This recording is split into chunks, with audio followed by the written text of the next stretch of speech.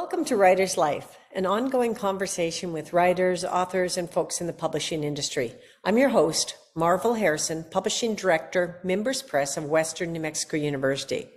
It's a pleasure to share a conversation today with Clare McHugh, who was born in London, grew up in the United States, and graduated from Harvard University with a degree in European history. After years of working as a newspaper reporter and magazine editor, she taught high school history, and more recently is author of the debut and much acclaimed novel, A Most English Princess, a novel of Queen Victoria's daughter. Welcome to Writer's Life, Clare. So nice of you to have me on, Marvin.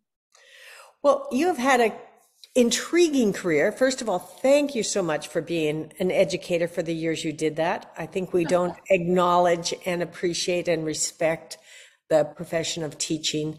And high school history can't always be easy. So I applaud you and thank you for that contribution. Thank you. I'm pleased to do it. And, tell us about how you got started as a writer. Like a lot of people who become writers, I was a very enthusiastic reader from the time that I was a child. And I remember very vividly reading the Little House books by Laura Ingalls Wilder and realizing, oh, the Laura in the book is the Laura who's written this book. She has brought her life brought her old life to life again, and that sharing it with everyone. And I thought that was really remarkable. And then when I studied history, first at college, and then when I was teaching it, people would say, why do you care so much about the dusty old past? I'd say, I like stories. In fact, in Italy, where I lived for a while, the history is called storia. It's just stories. And then after, I did really enjoy the publishing business when I was in it, but it's really changed. So much has gone online. And when I left my longest running job at a company called Time Inc., when the company was broken up, it was an opportunity for me to do new things. And so I remembered my dream of writing stories. Well, so you talked about, recognizing that the author was replicated in the story. Does that ever happen to you at this point when you're writing? I think it's impossible for any author who's writing fiction not to draw on his or her own life. That is a very reliable wellspring of inspiration. However, writing historical fiction, as I do, this is the book that you have mentioned was my first novel, but I am writing and will be publishing a second novel next year in 2023. I am very careful with historical fiction to keep the mindset of my characters where it should be. These are 19th century characters, and they have a 19th century outlook.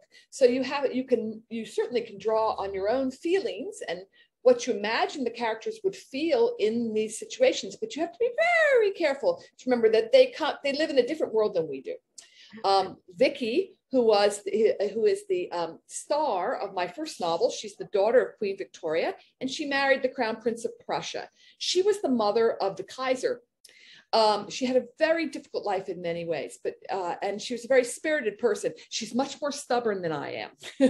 So I had to adjust to that. And so did you spend time where she lived? I mean, you've traveled extensively, you've lived internationally. How does all of that travel and exploration impact your writing? It's interesting. The travel is an important part of it. But for me, this book began with letters. The letters between Vicky and her mother, Queen Victoria, are published in 5 volumes. They actually is only the tip of the iceberg. It's only 20% of the letters that they exchanged over 50 years. But in the letters, you hear their voices and you see their dilemmas, and you get a really good feeling for their personalities. The key trip that I made for Vicky's book was to the Isle of Wight in the south of England, where Queen Victoria had a summer house, Osborne, where her children grew up to a large degree, and that really helped in the writing of my first book. Sadly, my second book takes place in Germany, in part around Frankfurt. I was able to go there and see the summer house of my Alex, my most important character. But the other half of the book is in Russia, and I can't go to Russia now, which is of course very disappointing. But I'm looking at a lot of pictures. Getting the physical space, the sense of a place is really, it's one of the characters in a book. Do you use Google Maps? I do use Google Maps but I also look at contemporary paintings and photographs. Starting in the 1880s, there are pretty many photographs of certainly important royal residences. So you get an idea of it, although you don't get the colors quite right. So you have to leap of imagination there. And Claire, how historically accurate do you think it's fiction, but it's based on a historical entity, person, and history. How accurate do you feel you need to stay to the history? I want to stay as accurate as possible. As you point out, I'm writing fiction, and no one knows. Even people's letters don't reveal everything that they think. Letters are performances, after all, in some way. So the way I think about it is I use what I know happened, and there are pretty good records on these the royal family of in the 1880s, 90s, the first years of the last century. You can figure out where they were and what they were doing, and use that as a scaffolding, right? And so the story is supported by that scaffolding, but you do have to take a leap of imagination into your characters' brains, and you have to allow yourself to do that. In fact, it's funny, for someone like me, who is a journalist first and a historian, then wrote fiction, my problem really is allowing myself to just wing it without, well, what if she really didn't think this? At a certain point, it doesn't matter. You're telling a story. People who start as creative writers and poets have a lot more trouble actually getting the scaffolding together. So everybody, struggles with different challenges with writing fiction. Right. Do you do any more journalistic writing at this point?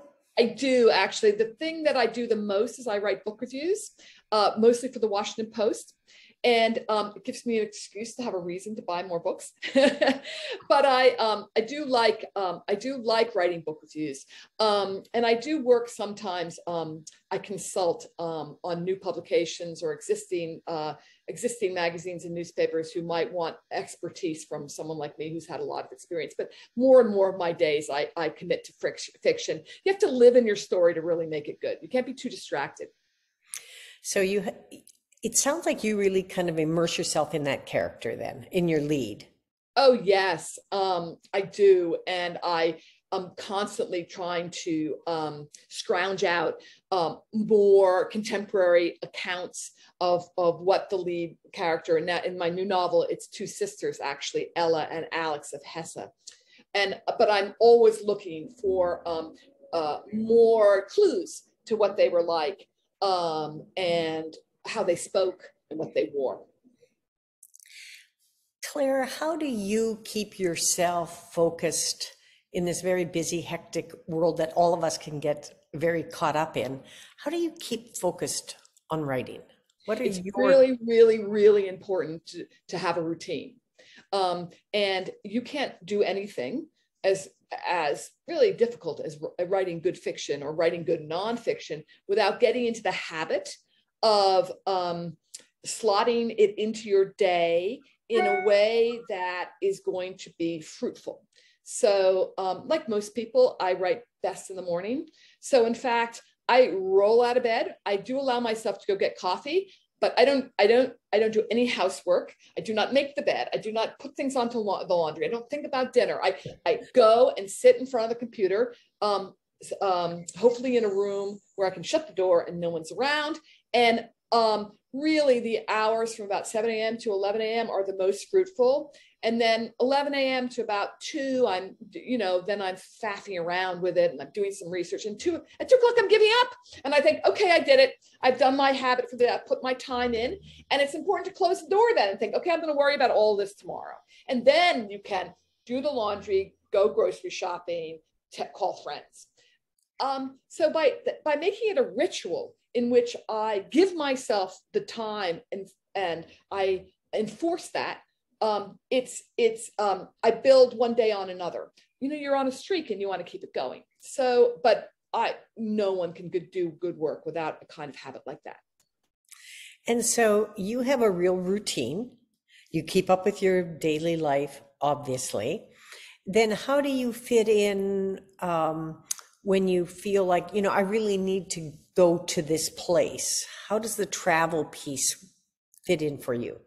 Well, it's interesting because I started my new novel, which is about these two sisters I mentioned, Ella and Alex of Hesse, Hesse is a place in Hesse-Darmstadt. It's a state. It's a place in just south of Frankfurt in Germany. Alex is well known really in the world as Alexandra, the last Tsarina of Russia.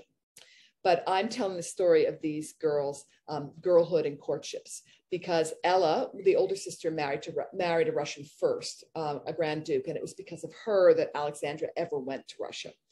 Anyway, I got the contract for the book last November. Over Christmas and the first months of the year, I started writing it. It was coming along well, but I felt really that I needed the inspiration of going to see the places where they lived. And many of the places in England that they were part of their life, I've already been to. So I went to Germany, and thankfully, the descendant of these girls, the Landgraf of Hesse, he still owns their summer estate, and he very kindly allowed me to visit it. And so I spent a day there, and then I spent a couple other days touring around other places. Darmstadt and Frankfurt, you remember, were destroyed essentially. So the number of existing buildings that these sisters were in and out of is small. But you get a sense of the landscape, and I found that really inspiring. And I came back, and I thought, okay, come on. And writing fiction is also always about putting more life into things and more specifics. So I came back with these specifics that I needed. So you were physically in the environment. Did that change or prompt alterations in the direction of where you were writing once you were physically there? That's a really good question. I was actually shocked. This place where they had the summer residence of the Grand Duke of Hesse-Darmstadt, who is their father, is a place called Schloss Wolfsgarten.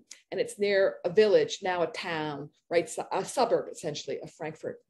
Now, I thought of it was going to be a very grand place. And when I got there, it's quite, I mean, here in America, we are so used to these grand, mega mansions that we forget that in the old days, something could be very grand and not really, maybe it was, it's actually 4 buildings around a quadrangle, maybe it's 10,000 square feet of living space, maybe. So when I saw it, I thought it reminded me that these are not cookie cutter princesses, people who are larger than life. They're humans, and they lived on this very human scale. It's a very beautiful place. It has very kind of noble lines, but it's not fancy. So yeah, it changed. I'm always trying to think about what it must have been like to be them. So to see the places that they love the most, it made me think what they might be like better. Claire, who do you target? What's your demographic for the book you currently have on Victoria? Most English Princess. Yeah. It's so funny. When you write a book, on the one hand, you worry everyone will hate it. And on the other hand, you hope that everyone will love it. And one of the lessons that you learn once you've published a book is no book is for everyone. And my book, it turns out, it does appeal to a fair number of people. I'm a debut novelist, so not a lot of people know about me yet. I'm working on that. But that it does suit people who are looking for a little bit more meat on the bone of historical fact. I found that some people who tried my book because of its royal title found it too heavy. They don't like all that fact. They want it to move along much more lively. And you know what? That's okay. But that didn't happen to be the book that I was writing. Now, I've learned a lot from writing my book, and I've made some modifications in my style. I have taken out more of the exposition, because I want, actually the fiction is quite theatrical and you need to keep a lot of things happening in scene. But I do hope that my book will appeal to people who are curious about 19th century European history, curious about the backgrounds of some of the royal families we know today. And in the case of my second book, what happened to the Romanovs, why it happened the way it did, because one of the reasons it happened was actually the character of Alexandra, who from a young age was a very stubborn and very over emotionally kind of anyway, it's a challenge to have her role, and she had a challenged personality. Anyway, but no, I hope a general but pretty well educated reader. But it's not a high. I don't want to write things that are over people's heads. I want to hit them where they. I want it to be generally accessible. Good. And how I'm just realizing how much Gen Zs now are reading a lot, and I'm thinking this might be a story that actually can appeal in that way. Yes, it is about both my book that's been published and the ones that are about young women. Women, I tell Vicky's story from the time that she's 6 years old until the time that she's 31. And then Alex and Ella, you see them from the time they are about 10 until the time they are, their life is sort of settled and they're 25, 26. So I think Gen Z would be interested in these, they're not such old fogies. And also, I'm really shocked at how knowledge of European history is very thin on the ground. People don't know a lot about this anymore. It's not taught a lot. So it's new territory, and it also has people do like things that are based on a true story. That's why they have movies based on a true story. So I do hope it has that appeal. Young women in real life. And I'm thinking it also is a user-friendly way for people to learn about history. And I appreciate and respect that you track that carefully, in a fanciful, challenge on fact world. Exactly. Thank you for pointing that out. In fact, among my favorite compliments that I got on my first book was, wow, because Vicky's life tracks the first unification of Germany. And so many people said to me, wow, I wish I had read this when I was trying to learn about Bismarck, trying to learn about, because 19th century European history is very complicated. And what happened in the years of 1864 to 1871, when Vicky was living in Germany, it's hard to keep track of all the wars and who said what to whom. And this is it's easy access. And now this book is about the seeds of the Russian Revolution, essentially. And, it didn't just come from nowhere. So for example, Gone with the Wind, there's a big story and there's a little story. The little story is Scarlet and Red, and that's what you see in the foreword. The big story is the Civil War and Reconstruction, and that's you have in the foreground. Good in the background. Good historical fiction does both. And so, yes, my Vicky book was about a princess who went to Germany, and the big background story is the unification of Germany in 1871. How did it happen? Well, I can just believe that 18-year-old, a 22-year-old could actually sense being the Vicky and learning history from a very intrinsic way once you relate heavily enough to a character. So I think it's a real gift to that age group, and I hope that you're able to find somebody on Book Talk who will make it run. Thank you. Anyway, when you're thinking about writing and how you've been a writer for a long, long time in various capacities, you're comfortable with your craft. And how do you urge new writers? How might you support somebody who, we all have a story. We all have something to share. And as a seasoned writer, how do you... I urge people to remember that writing is a craft before it's anything else. It's like carpentry. You're building something with words. The first step is wanting to do it and wanting to be good, because there's good writing and there's bad writing. And a lot of bad writing it puts people off, puts readers off. But there are a lot of really easy ways you can learn to write in a way that doesn't put readers off. And also it's a practice. And like yoga or like playing the piano, the more you do it, the better you get at it. There's certainly, even for professional writers, a lot of time when you think, oh, I'm banging up against the walls of my own limitations. But you soldier on through that, and you play various mental tricks, like, I'm just going to write 50 words and then I can go get a drink. And by the way, and you just have to get into it. And so I urge people who are interested in writing to have faith that you can get better, to read good craft books, but also to read the kind of writing that you want to be good at. I, for example, have a whole collection of historical fiction that I think is peerless. Hilary Mantel's Tudor books are, of course, well known now, but Gore Vidal, an American writer, wrote amazing books. His book on Lincoln, I think, is one of the most beautiful historical fiction, and really, because Vidal, he has a take on Lincoln. And he presents this take fictionally in a way that's psychologically very coherent. So there's a lot of historical fiction that's like, Gone with the Wind, about people who are completely fictional. I happen to be interested in historical fiction that's about real flesh and blood people, but it can be tricky too, because then you have to work, as I say, within the scaffolding of what we know about these people's personalities and circumstances. Well, it has been such a pleasure to chat with you today, and thank you for, sharing your story. And can you give us a flash of your book? I want our audience to be able to see the current This is my novel, A Most English Princess.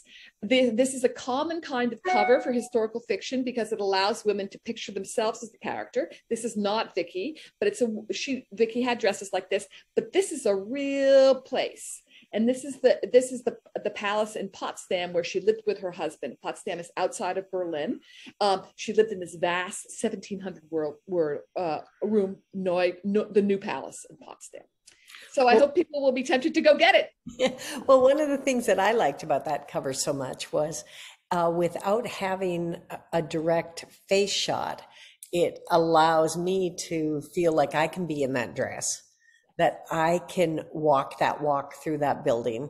Yes. And yes. I think it's a wonderful invitation. So thank you. Anyway, thank you so much. It's been a joy to speak to you today, Claire. Likewise. And I hope we meet again somehow. Yes. Also. And I want to thank everyone who has joined us. I'm Marvel Harrison. From all of us at Mimbres Press, may your day be sparked with curiosity and wonder. See you again on the next Writer's Life.